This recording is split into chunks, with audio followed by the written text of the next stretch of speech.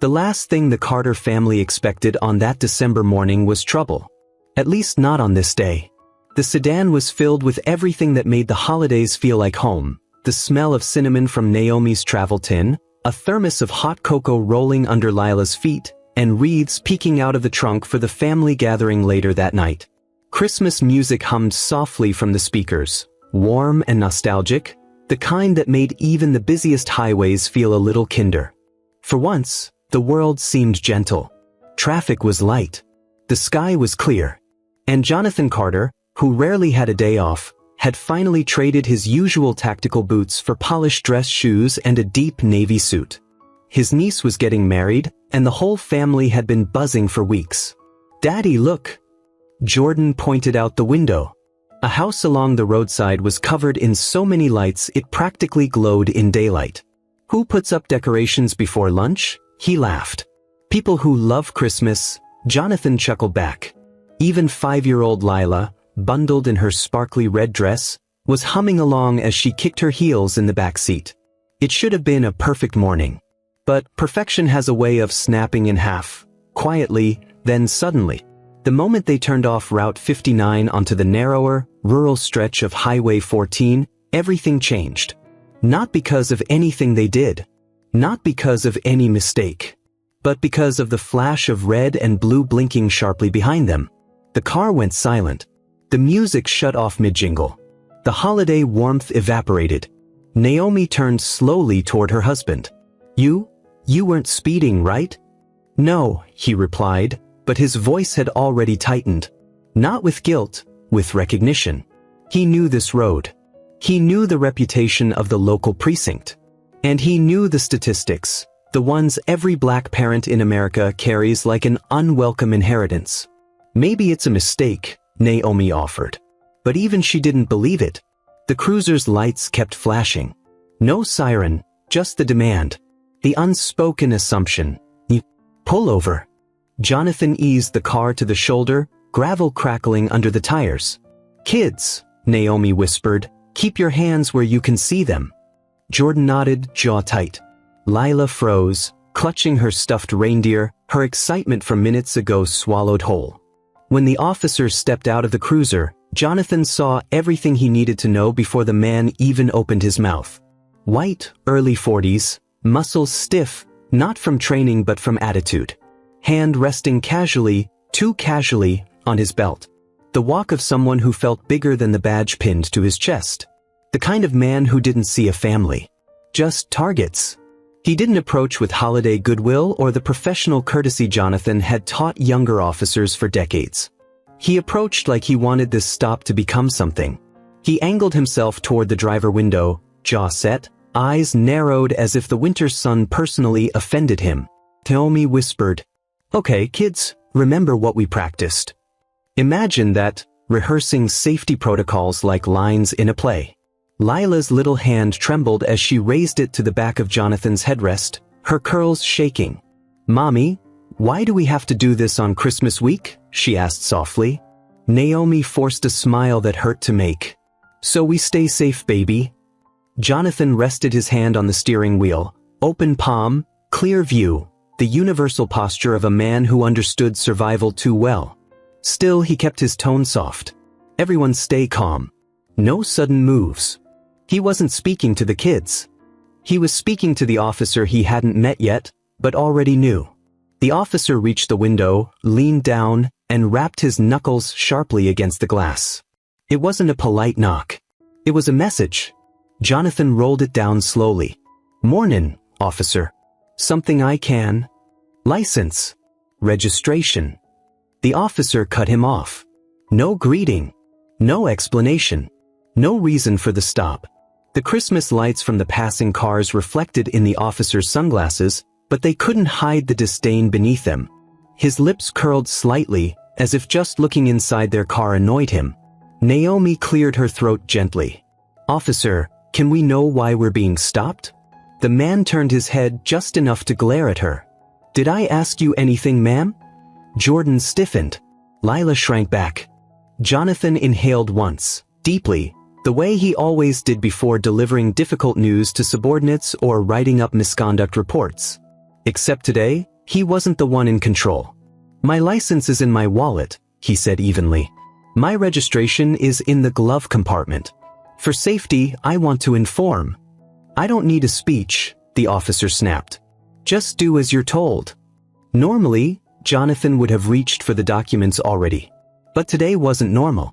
Because the badge the officer was demanding, the one sitting quietly in the glove compartment, was not a regular badge. It wasn't even a detective's badge. It was the shield of the newly appointed Deputy Police Commissioner of the state of Maryland. And the man now barking orders at him was under internal review. A review Jonathan himself was scheduled to oversee. But right now, on a cold December morning, wearing a suit instead of his uniform, his family watching in fear, none of that mattered.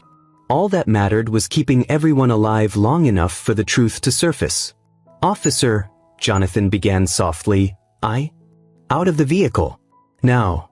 The man's hand drifted toward his holster again, not gripping but threatening. Cars passed. Drivers stared. People whispered. Phones angled out windows. A black family pulled over a few days before Christmas. It was almost a cliché. But for the Carters? This wasn't a headline. This wasn't a story. This wasn't a viral clip. This was their real life. And Jonathan could feel the moment tightening, like the air before a storm, like the seconds before a verdict, like Christmas joy being stolen right out of the sky. He exhaled slowly. He could defuse this. He had to. But the truth? This officer had already decided who they were. And he was about to make the biggest mistake of his career. The air outside the car felt colder now, sharper, as if the temperature had dropped 10 degrees the moment the officer barked his last command. But inside the sedan? Inside, it felt like the Carters were suffocating. Jonathan kept his hands firmly on the wheel, palms stretched wide and open, fingers slightly spread. Every inch of him radiated calm, but Naomi could see the tension in his shoulders. A tension so familiar she could feel it in her own bones. The kind that came from years of surviving situations you shouldn't have to survive. The officer's voice ripped through the air again. "I said step out." Jonathan didn't move yet. "Officer," he said quietly, "my children are in the back seat. I'm trying to make sure they don't panic." It was the truth. But it was also a warning. A request for humanity, but the officer didn't care. "Don't make this harder on yourself," he snapped. Naomi placed a trembling hand on Jonathan's arm. Her whisper cracked. "Just, please be careful." Jonathan nodded once, slowly. Not because he was afraid of what would happen to him, but because he knew what his children would witness if things went wrong. He turned toward the back seat. "Kids," he said softly, "close your eyes." Jordan didn't. He couldn't. He stared at the officer with a mixture of fear and fury boiling in his young chest. At 12, he had learned more about injustice than any child should. He had seen too many videos. He had memorized too many names. And now, he was watching the same story unfold in real time, starring his own father. "Officer," Jonathan tried again, "my wife is recording." That made the officer's eyes flash. "Oh, I know she's recording," he hissed. "That won't save you." Lila whimpered. That sound, that tiny, fragile sound, pierced Naomi deeper than any insult the officer had thrown so far. Naomi placed her phone on the dashboard, camera still rolling, but freed her hand to cradle Lila's head. "It's okay, baby. Mommy's here." But even Lila could tell it wasn't okay. Children always knew. Outside, gravel crunched under the officer's boots as he stepped back, widening his stance. "Driver, I'm not going to tell you again. Get out of the vehicle now." Jonathan took a slow breath.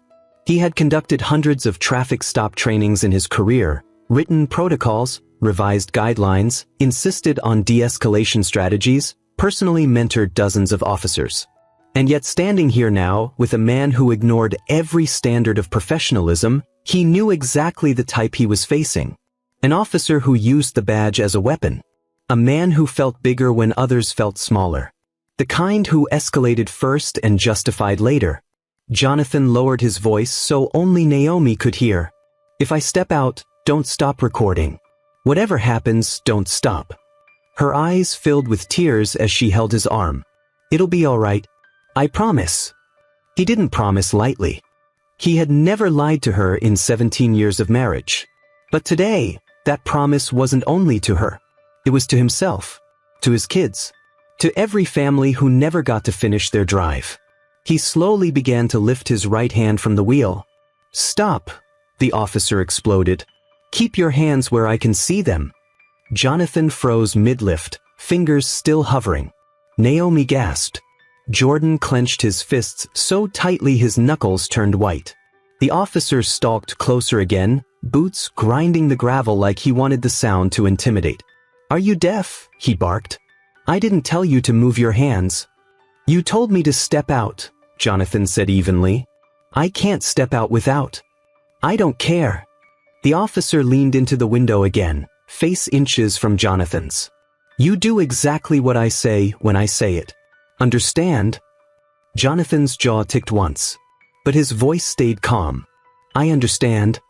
That calmness only seemed to enrage the officer further, like he wanted fear, not composure. "Good," the officer muttered, finally listening. Naomi's heart hammered like a trapped bird. This wasn't law enforcement. This was intimidation, raw, personal, intentional. Then, without warning, "Now let me see your hands." Jonathan raised both hands again. Slow, deliberate, palms spread. "Outside the window," the officer snapped. Jonathan extended them out, fingers trembling slightly only because the cold air slapped against his skin. The officer nodded sharply. "Good. Now step out, keeping your hands visible at all times." Jonathan looked at his family one last time. A silent, loaded moment. The last moment before everything changed. He opened the door. The cold December wind swept through the car instantly, making Lila cry harder. Her little hands reached for her father, but Naomi wrapped her arms around her daughter tightly. "It's okay," she whispered again. But this time her voice cracked so badly she wasn't convincing anyone. Jonathan stepped out. He looked impossibly dignified, even under the cruelty of the moment.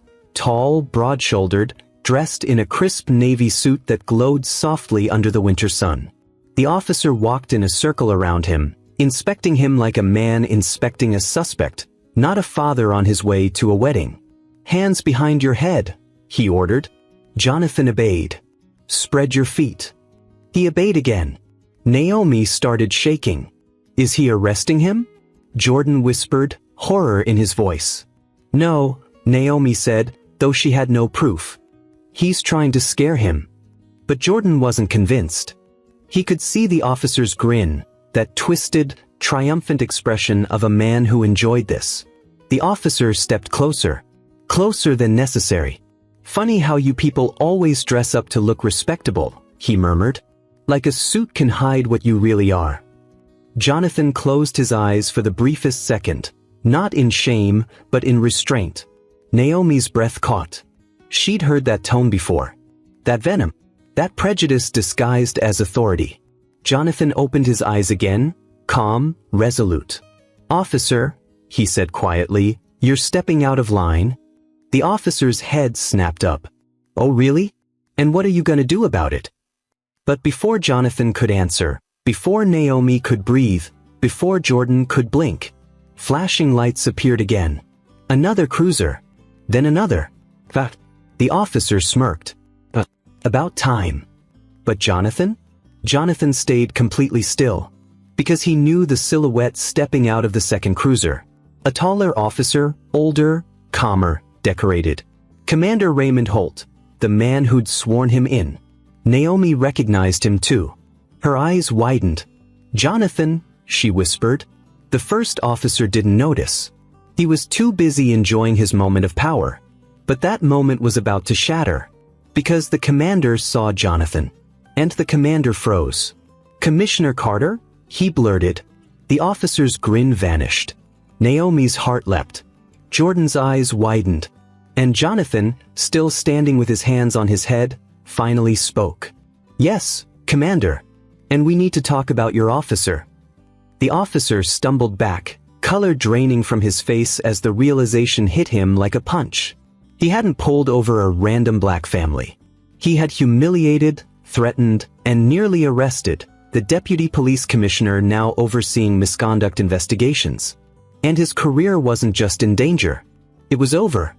Officer Grayson Wells stood frozen, his breath frosting in the cold December air. The color drained from his face so quickly it looked like someone had pulled a plug inside him. Naomi watched the realization travel across Wells's face inch by inch. First confusion, then disbelief, then fear, real fear, tightening around his throat like a rope. Commander Holt approached fast, boots crunching over gravel. "Commissioner Carter," he repeated, louder this time, as if saying it again would make the surreal moment settle into something real. What on earth is happening here?" Jonathan slowly lowered his hands from behind his head, the pose he never should have been forced into. His shoulders ached, but he moved with the same controlled calmness he had maintained through the entire encounter. "Commander," Jonathan said quietly, "I was attempting to comply with a traffic stop when your officer escalated without cause." Holt's eyes flicked to Wells. "You escalated?" he snapped. Wells opened his mouth but no sound came out. He swallowed hard, throat visibly tight. I didn't know who he was," Wells stammered. Naomi stepped out of the car then, phone still recording, but now standing tall, protective, fierce. Her voice sliced through the cold air. "You shouldn't have to know someone's title to treat them like a human being." A ripple went through the bystanders. Several had pulled over to record, others had slowed their cars to watch the unfolding drama. Commander Holt stiffened. "Ma'am, I assure you we'll get to the bottom of—" But Naomi wasn't finished. "This man screamed at my children. He threatened my husband. He refused to let him move safely. And he lied about a stolen vehicle just to justify his behavior." Holt's jaw tightened. "Is that true, Officer Wells?" Wells shook his head too fast. No, sir, I misinterpreted, I thought." Jonathan's calm voice cut through the scrambling excuses. "You thought what?" "That a black family on their way to a wedding was automatically suspicious." Wells's lips trembled. He looked around desperately, hoping someone would jump in, support him, validate his narrative. No one did. People were filming. Witnesses were murmuring. Kids in other cars were staring with wide, horrified eyes. And there was no version of this where Wells walked away untouched. Jonathan reached slowly into his pocket and withdrew a small, silver badge case, the one the officer had forbidden him to retrieve earlier. He opened it. The badge caught the morning sun just enough to throw a sharp gleam across the officer's stunned face. "Deputy Police Commissioner," Holt confirmed aloud, face flushing with embarrassment and anger. "Wells, you pointed your weapon at him?" Wells panicked at the implication. "No, I didn't point it, I just—" "You rested your hand on your holster the moment you approached me," Jonathan interrupted. "My children saw it." Little Lila peeked from the back seat, cheeks wet with tears. "I thought he was gonna hurt Daddy," she whispered. Jordan put an arm around her, his lips still quivering. That sight, that small, painful moment, silenced everyone. Jonathan lowered himself to eye level with the kids. "You're safe," he murmured. "I promise. You're safe now." But even as he said it, Jonathan felt something breaking inside him, something years of service had already cracked, but never fully shattered. Because he knew the truth. He could protect hundreds of officers. He could reform policies. He could train units. But he could not protect his own children from the fear baked into their reality. Naomi watched Jonathan, her heart aching. She turned her camera toward Wells again. "Everything you did," she said, voice steady and cold, "is on camera. Your words, your threats, your lies, your treatment of our kids." Wells's face twitched. "Ma'am, please, I didn't mean—" "Yes, you did," Naomi snapped. "You meant every word."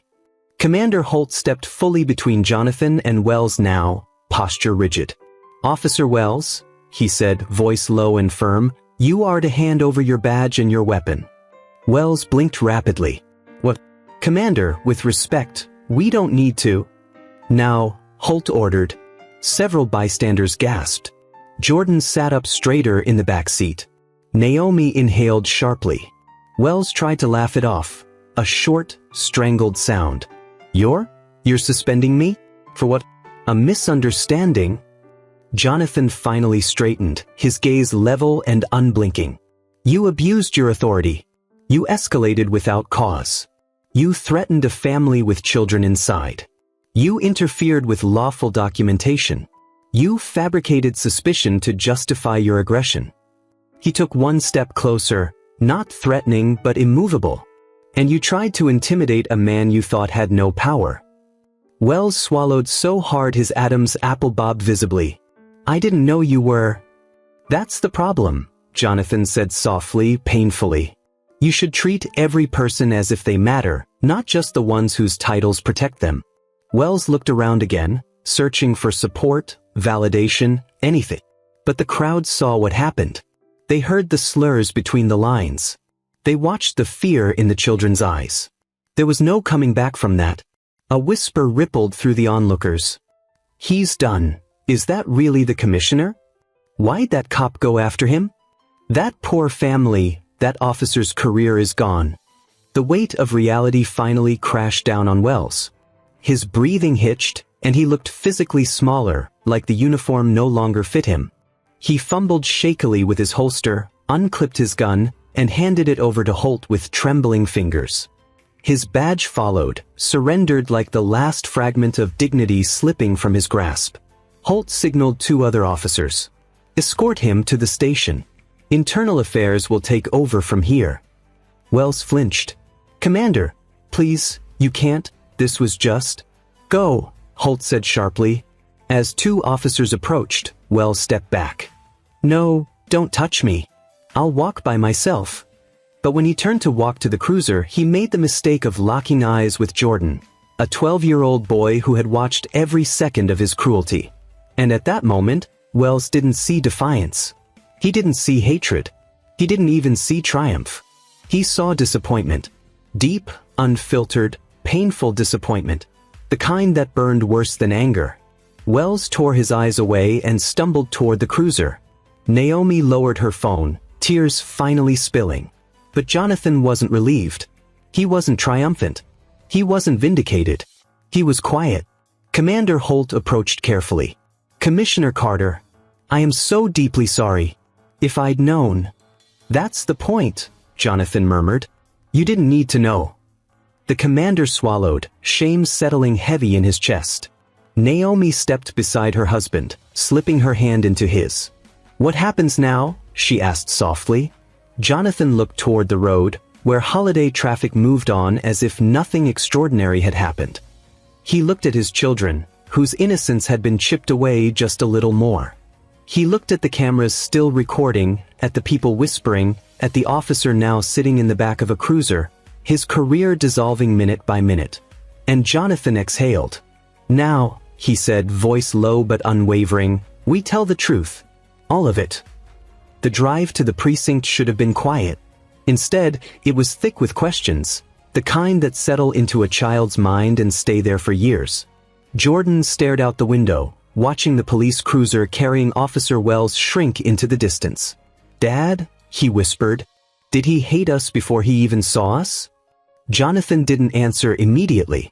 He wanted to choose his words carefully, not because he needed to soften the truth, but because he needed to deliver it with the weight it deserved. Finally he said, he didn't hate you, son. He hated what he assumed you were. Jordan nodded slowly. But he didn't look comforted. Naomi squeezed his hand. Some people are taught to fear what they don't understand. But fear never justifies cruelty. Lila looked up, her voice tiny. Daddy? If he knew you were the boss, would he have been nicer? That one hurt. Jonathan swallowed hard. He should have been respectful no matter who I was. That was the truth. And it was a tragedy. By the time they reached the precinct, word had already spread. Not because a deputy police commissioner had been stopped. Not because the officer was being arrested. But because the truth, the raw, ugly, uncomfortable truth, had walked straight into the public eye. Naomi held Lila close as they stepped out of the car. Jordan stuck by his father's side, chin lifted, determined to be brave. Inside, Commander Holt met them immediately. Commissioner, he said quietly, Internal Affairs is already reviewing the footage. The officer is being held for questioning. Good, Jonathan replied. His voice was steady, but something inside him churned. He wasn't angry for himself. He was angry for his kids, for every kid who had to learn the rules of survival before the rules of childhood. Sir, Holt continued, the press is demanding a statement. You don't have to speak now. I do, Jonathan cut in gently. Holt blinked. Are you sure? This is still fresh. You're allowed to take time. I've been taking time, Jonathan murmured. For years. For families who never lived to give their statements. Holt's lips pressed together. Naomi placed her hand on her husband's arm. Do what you think is right. He nodded. And then he walked toward the podium. The room quieted the moment Jonathan approached the microphone. Not because he was a high-ranking official. Not because he was well-respected. But because of how he stood, solid, composed, still dressed in the navy suit he had put on for a wedding, not a scandal. A father first. A husband second. A leader only after that. He adjusted the microphone gently. My name is Jonathan Carter, he began. And earlier today, I had an encounter with one of our officers. Flashes exploded from cameras. He didn't flinch. My family was on the way to a wedding. My children were dressed for a celebration, not a confrontation. But a traffic stop became an ordeal that should never have happened. He paused, letting the silence settle. In the glove compartment of my car was my badge. I am the Deputy Police Commissioner. The officer who stopped us did not know that. A murmur rippled through the room. Jonathan continued. He should not have needed to know. That line struck like lightning. Naomi, standing behind him, felt tears sting her eyes. Jordan stood taller. Lila held her stuffed reindeer to her chest. Jonathan's voice deepened. If I were not a commissioner, if I were simply another black father driving his children to a family event, then what happened today could have ended very differently. And that is the part we can no longer accept. One reporter called out, Commissioner Carter, what do you say to people who claim this was just a misunderstanding? Jonathan turned his gaze toward her softly. I say misunderstandings don't make children cry, he answered. Misunderstandings don't involve hands on holsters. Misunderstandings don't include fabricated accusations of stolen vehicles. Another reporter, do you believe this was racially motivated? Jonathan exhaled slowly. I believe the officer made assumptions before he saw me, before he heard me, before I could speak. And assumptions in policing can be deadly. Silence. Complete silence. Then Jonathan looked at the cameras with a final, unshakable calm. Effective immediately, Officer Grayson Wells has been placed on suspension pending a full investigation. The badge is a responsibility, not a license to intimidate, and the uniform does not make a man honorable. His actions do. He stepped back, and the room erupted. Naomi pulled Jonathan into her arms the moment they stepped away from the microphones. He let himself breathe, really breathe, for the first time since the lights appeared behind their car. You did good, she whispered. Jordan hugged him next, tightly, fiercely. I want to be brave like you. Jonathan closed his eyes, overwhelmed. You already are. Lila wrapped her tiny arms around his leg. Daddy, can we still go to the wedding? He laughed softly, the first laugh in hours. Yes, he said. We can still go. But before they headed back to the car, a small crowd gathered around them, older black couples, younger white allies, neighbors who had seen everything online. One older man in a veteran's cap approached Jonathan with tears in his eyes. Sir, thank you, he said, for speaking out, for standing firm, for not letting this be swept under the rug. Jonathan shook his hand gently. I didn't speak just for me, he replied. I spoke for anyone who's ever feared what should have been a simple conversation. The veteran nodded, voice cracking. My grandson, he's 8. He saw the live stream. He asked me why the officer looked so angry before he said a word. I didn't know how to answer him. Jonathan rested a hand on the man's shoulder. We'll fix it, he said quietly. Not all at once, but step by step. As the Carters drove toward the wedding hall, snow began to fall, soft, light flakes drifting across the windshield. The world felt gentler again. Safe again. But something had changed in Jonathan. Something had awakened in Naomi. And something had taken root in Jordan and Lila. A lesson no parent ever wants to teach, yet must prepare their children for. Respect is earned. Authority must be accountable. And justice is not just a courtroom word, it's a lived experience. Jonathan looked at his children through the rearview mirror. "Remember this," he said softly. "A badge doesn't make someone right. Character does." This story wasn't just about a traffic stop. It wasn't even just about one frightened family or one officer who crossed the line. It's about something larger, the quiet truth so many Americans live with every day, that respect is not always given equally, that fear walks beside far too many families, and that justice only means something when it's applied the same way to everyone. So I want to hear from you, genuinely. If you were standing beside Jonathan that morning, what would you have done? Do you believe an officer who behaves this way should ever wear a badge again? And in your opinion, does our system need reform, or does it need rebuilding from the ground up? Your perspective matters. Your experience matters. And your voice, right here, helps push conversations like this into the light. If this story resonated with you, tap on the like button. It lets the platform know these stories matter. Subscribe if you want more real, human stories that challenge us to think, feel, and grow. And share this video with someone who believes these conversations are overdue. Because change has never come from silence, only from people brave enough to speak.